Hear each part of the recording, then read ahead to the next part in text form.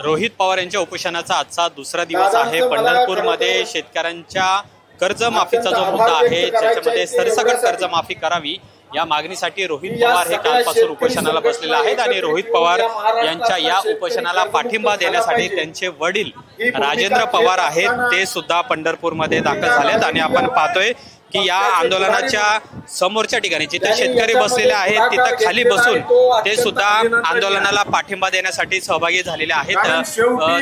छोटीशी प्रतिक्रिया, तुमचा मुलगा आंदोलन करतोय, उपोषण करतोय शेतकऱ्यांसाठी, आज तुम्ही त्यांना पाठिंबा देण्यासाठी आलेला आहात, काय वाटते आणि दुसरा दिवस आहे? मी त्याच्या चांगल्या कामासाठी सहभागी म्हणून मी आलेलो आहे, परंतु तुम्ही वडील म्हणून मला विचारता, पण त्याला ह्या लाखो शेतकऱ्यांच्या ओटीत त्याला टाकलेला आहे, त्यामुळे तो आता माझा प्रश्न राहिलेला नाही, शेतकरी आणि त्यांनी ठरवावं काय करायचं। पण याआधी रोहितदादांनी अनेक वेळा आंदोलन केलेली आहेत, रस्त्यावर उतरून आंदोलन केलेलं आहे, पण पहिलंच असं त्यांचं अन्नत्याग उपोषण आहे। वडील म्हणून तुम्ही त्यांना काय सल्ला दिलेला आहे का? आरोग्याची काळजी, त्यांचं ब्लड प्रेशर आहे ते सुद्धा वाढलेलं आहे, शुगर कमी झालेली आहे असं डॉक्टरांनी म्हटलं। ज्यांच्यासाठी हे आंदोलन आहे तो काय मी काय, आम्हाला कुठलीही कर्जमाफी होणार, वैयक्तिक कर्जमाफी होणार नाही। तो जे काही काम करतो ते सर्वसामान्य शेतकऱ्यांसाठी करतो, त्यामुळे सर्वसामान्य शेतकऱ्यांनी गावोगाव त्यांनी ठरवावं की घरात बसून याला साथ द्यायची का इथे येऊन आंदोलनात भाग घ्यायचा। राज्यभरातले शेतकरी आता या ठिकाणी येऊ लागलेले आहेत, अनेक संघटना सुद्धा पाठिंबा देत आहेत। सरकार म्हणते की आम्ही सोमवारी किंवा मंगळवारी विशेष बैठक घेऊ, त्यामध्ये ही चर्चा केली जाईल असं काल दत्तात्रय भरणे यांनी म्हटलेलं आहे। या बाबतीत त्याचं आणि ते प्रतिनिधी आणि सभासद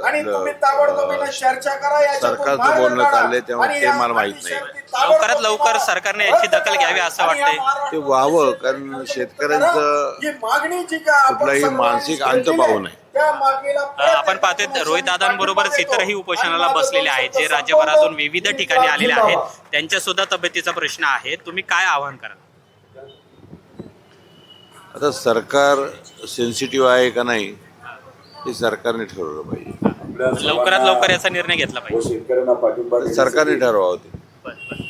आणि लेखाविषयी काय सांगाल? आज रोहित दादा उपोषणाला बसलेत, लेखाविषयी काय सांगाल? याआधी त्यांनी अनेक वेळा रस्त्यावर आंदोलन केलेलं, रस्त्यावर उतरून प्रत्येक ठिकाणी त्यांनी आंदोलन केलेलं आहे, परंतु ते प्रत्येक आंदोलन हे त्यांचं आव्हानात्मक होतं आणि हे मला वाटतं अन्न त्यागाचं असल्यामुळे हे शेवट हे जास्ती सेन्सिटिव्ह आंदोलन आहे। खूप धन्यवाद। तर लवकरात लवकर सरकारने याची दखल घ्यावी आणि शेतकऱ्यांच्या ज्या मागण्या आहेत, ज्या रोहित पवारांनी उपोषणाच्या माध्यमातून ते मांडतायत त्या पूर्ण कराव्यात अशी मागणी आहे ती रोहित पवार यांचे वडील राजेंद्र पवार यांनी केलेली आहे। कॅमेरामॅन रोहित वानखेडेसह अमोल धर्माधिकारी, LS मराठी, पंढरपूर।